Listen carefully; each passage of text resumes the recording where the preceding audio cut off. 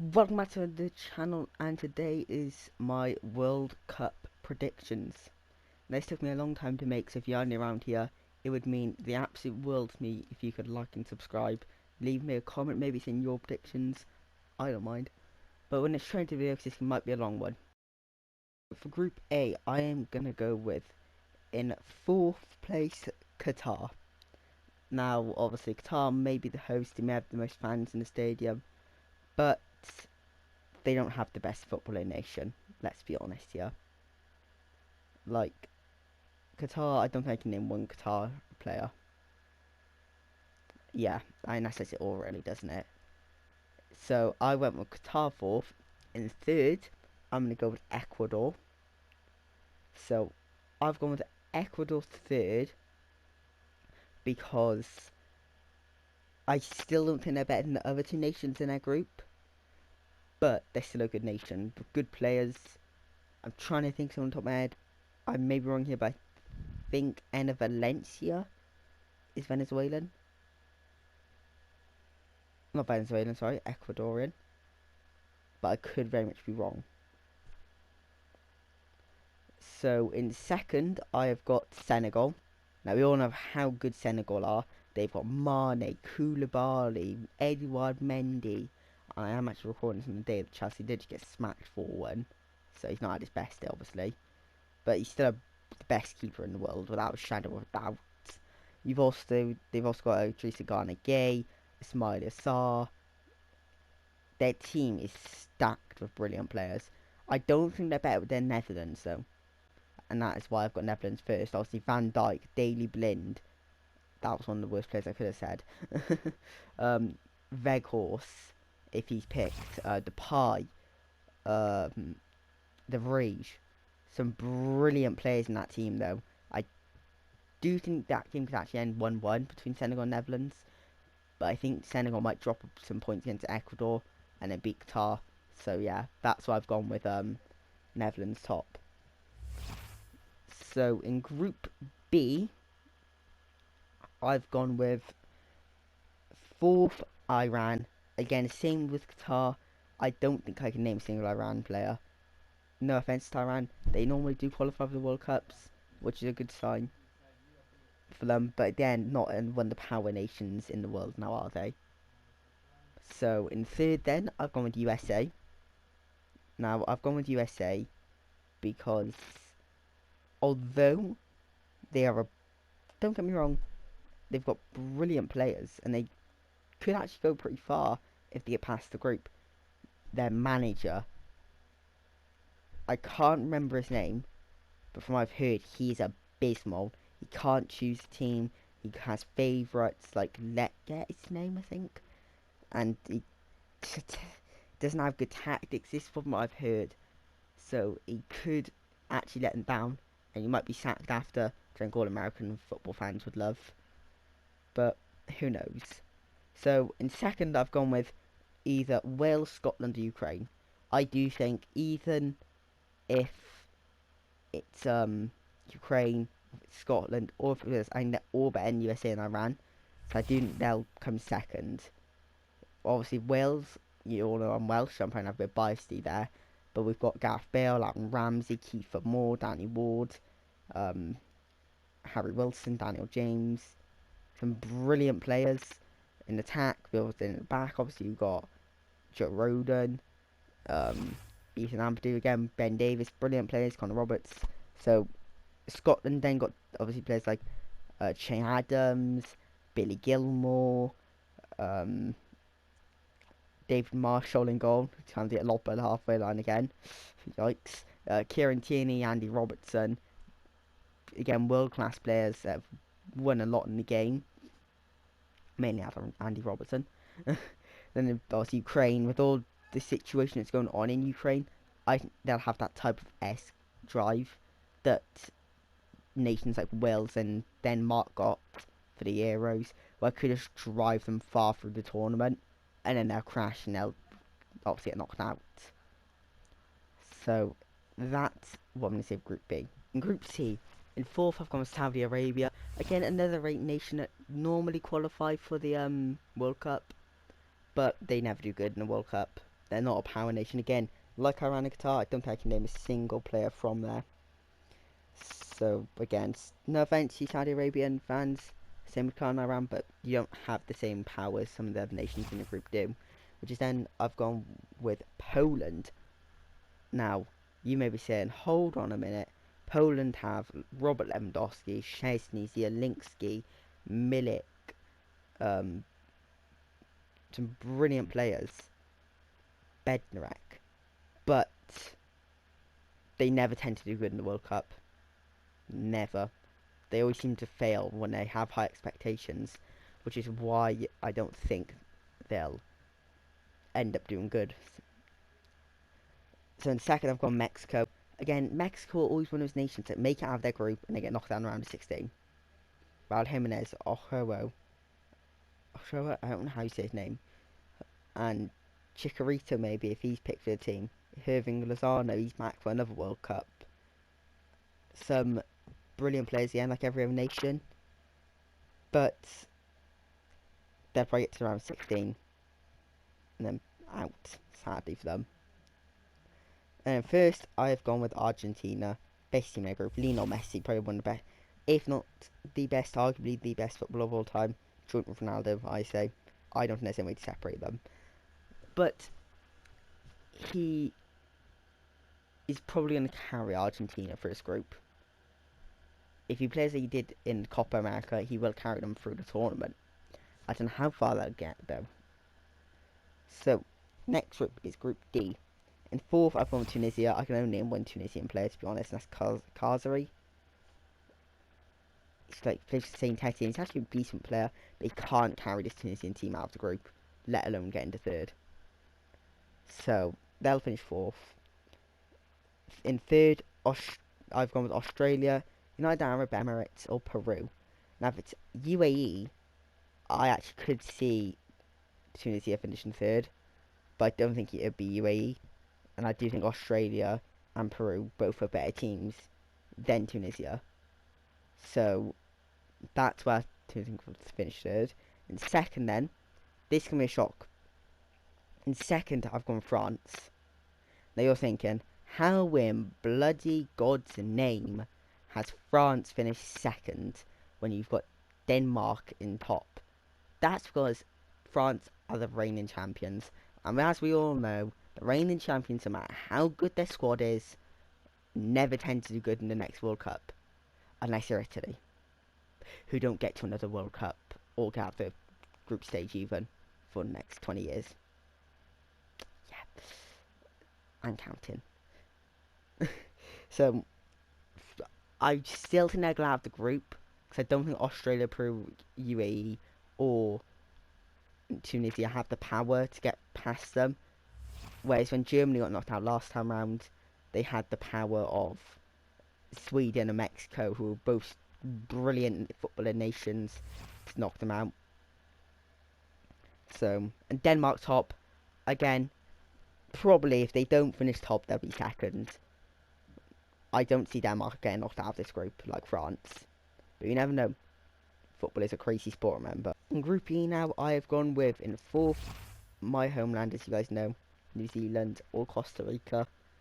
So, the reason I've gone New Zealand, I can name Chris Wood, probably their best player, let's be honest. And Costa Rica, can't rely on a goalkeeper. I know they've got some good other players like Brian Oviedo, Campbell, but I don't. They always get to the World Cup, but they don't tend to end up doing well. Costa Rica for them, sadly, because I do actually like Costa Rica as a nation, but I don't see them getting past their group or third. Third, I've gone with Japan, Kuba, Yoshida, I think, plays Japan. That could be wrong. Some good little players, but not enough to carry them through the groups. Now this is where it gets to the point where it's who do you put first and second? Germany or Spain? Spain or Germany? Which order do you put them in? I've gone with Spain second, Germany first. Now we'll talk about Spain first. I've gone with Spain first because although they may have had a better Euros, that was a different Germany team to what we've got now. Spain still don't have that attacking threat like some other nations like England, even Italy when they got Chiesa, Germany even, or even just a team like Portugal have, Brazil, they don't have that striker that puts threat into the defender's eyes. Morata is not that player. Like, as I said, there's 5 nations: England, Harry Kane; Portugal, Cristiano Ronaldo; Brazil, bit diversified, but you've got different attacks like Neymar, Rich, who plays up there for them sometimes.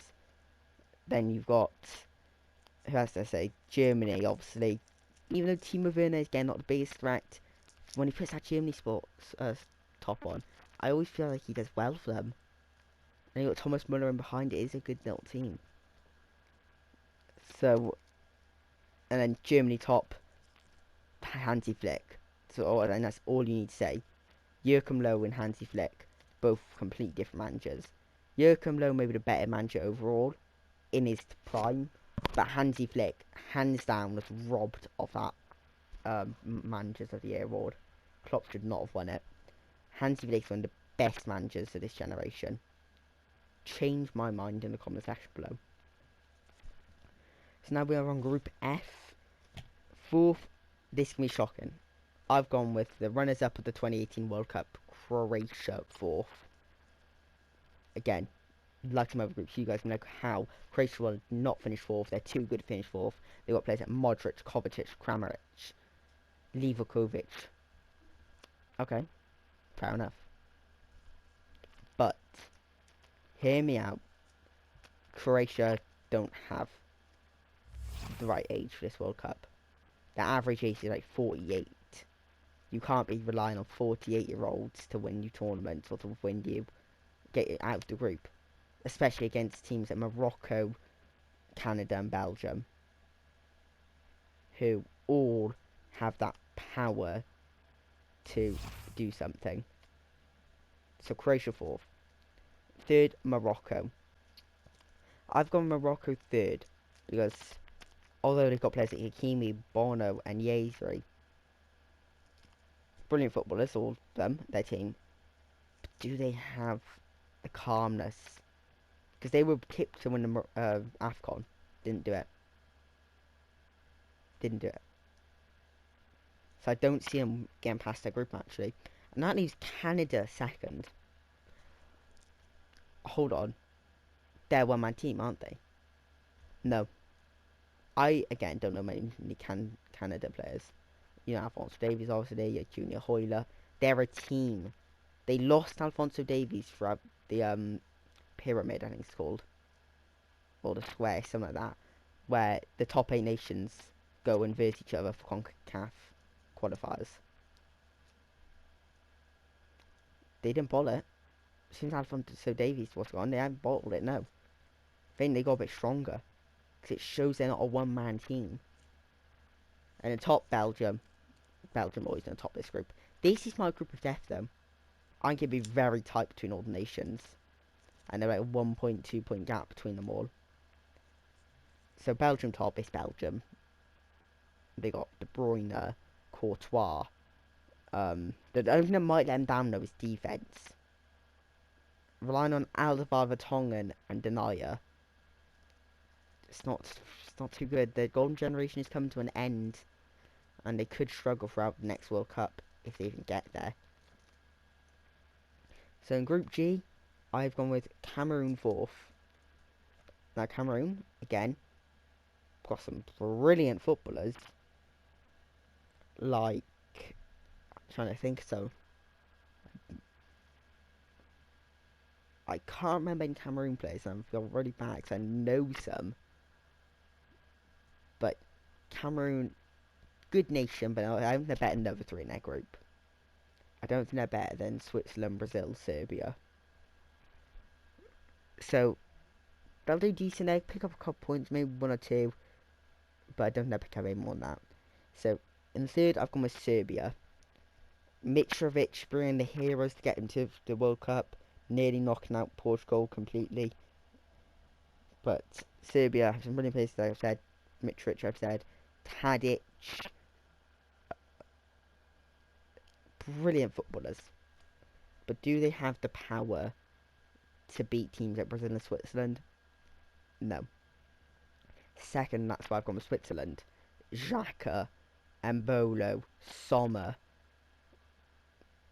Elvedi, Ricardo Rodriguez. Some brilliant footballers. Like every other nation, I keep saying brilliant footballers because they are. Do Switzerland have the power to beat Brazil? No.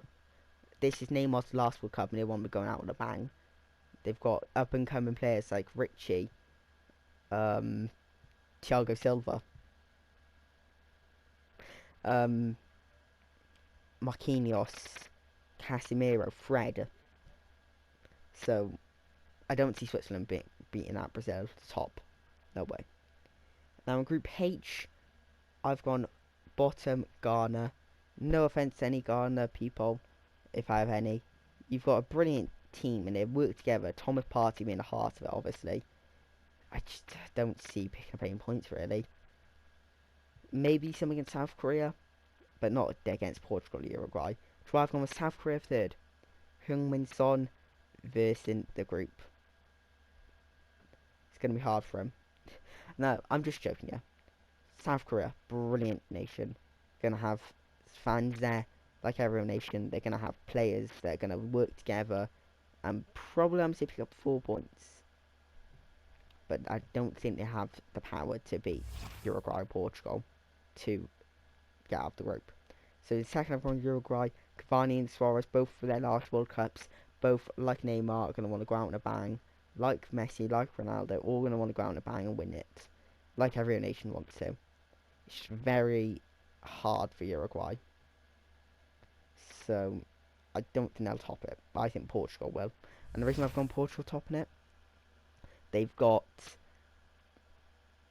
Ronaldo, obviously. Bruno Fernandes's second World Cup, I think it is now. He went to the last one, didn't do much because he didn't get much game time. Bernardo Silva, Rafael Guerreiro, Pepe, because he's been at every World Cup since the start, is there again. So Portugal top 100%. So that is my group stage. If you enjoyed the video, like and subscribe. I hope you have a brilliant day. I'll be back with this stream in the morning tomorrow if you're wondering. It'll be pro clubs with you guys, so come and join. I hope you guys all have a brilliant day. I hope to see you again soon, and goodbye and goodbye.